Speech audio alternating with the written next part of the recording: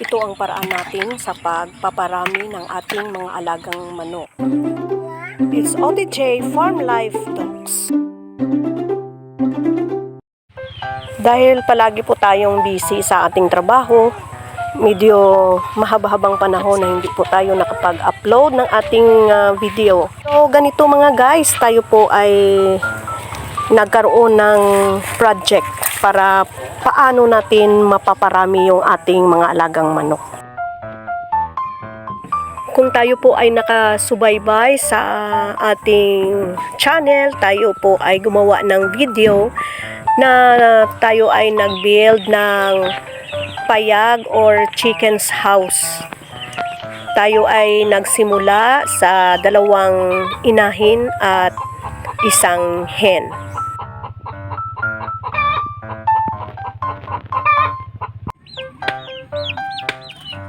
Ito yung ginagawa natin sa probinsya mga kadoks. Tayo ay nagpapadami ng ating mga manok at ng ating mga alagaing itik.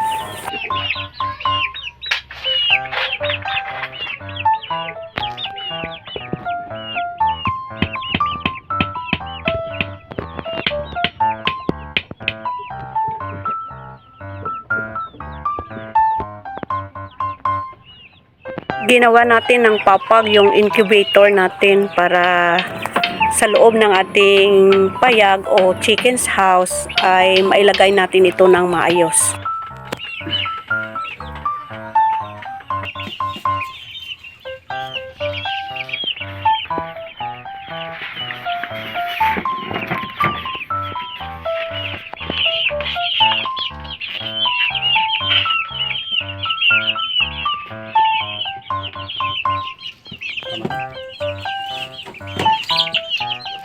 Maganda talaga mga kadoks kung tayo ay mayroong initiatives na ginagawa para mas lalong ma-enhance natin yung ating pagpapadami ng ating mga manok. Ma-enhance yung skills natin kung paano natin mapapadami sa pamamagitan ng pag-aalaga ng wasto sa ating mga alagang hayop.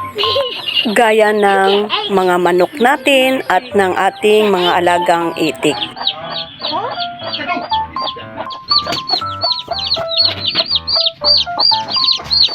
Kasi minsan mayroong breed na uri ng mga manok na magaling mangitlog ngunit hindi sila magaling mag-alaga ng kanilang sisiw. Or kunti lang yung mahahatch na sisiw, kumbaga. So, tinry po natin ang ganitong pamamaraan para dumami yung ating mga alagang manok at itik.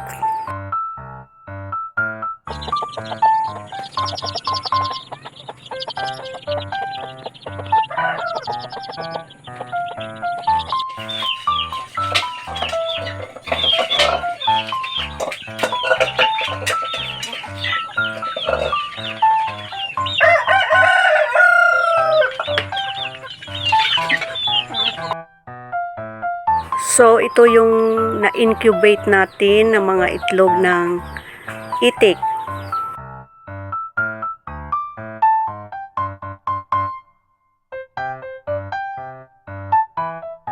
So, itong mga ginagawa natin ay serves as our hobby, kumbaga.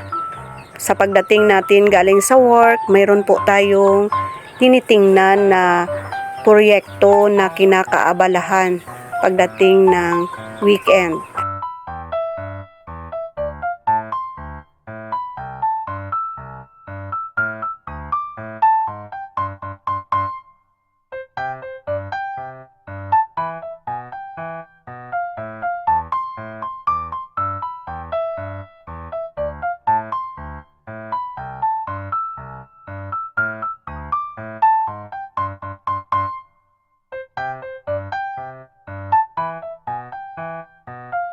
So ito ang result ng first time natin na pag-i-incubate ng mga itlog ng itik. sadyang nakakawili mga kadoks natin yung ating mga ginagawa.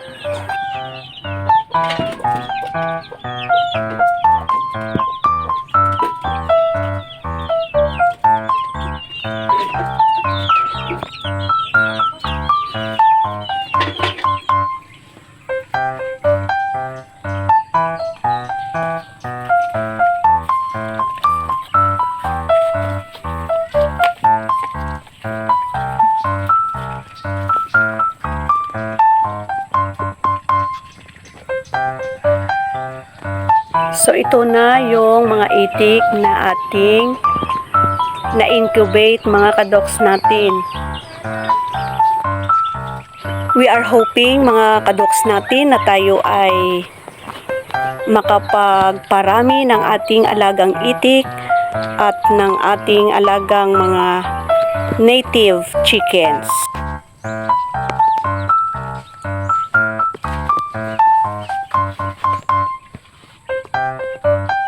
Mga kadoks, these are all about our video for today.